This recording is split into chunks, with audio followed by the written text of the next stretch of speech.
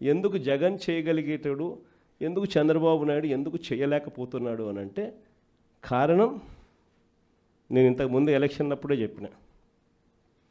జగన్ ఉంటే బటన్లు నొక్కుతాడు, నేరుగా ప్రతి అక్క చెల్లెమ్మ కుటుంబానికి నేరుగా పోతుంది.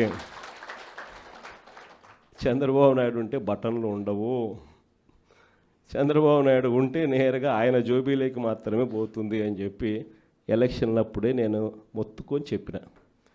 నేను చెప్పిన ఆ రోజు చంద్రబాబు నాయుడు నమ్మడము అని అంటే చంద్రముఖిని నిద్ర లేపడమే అని చెప్పిన.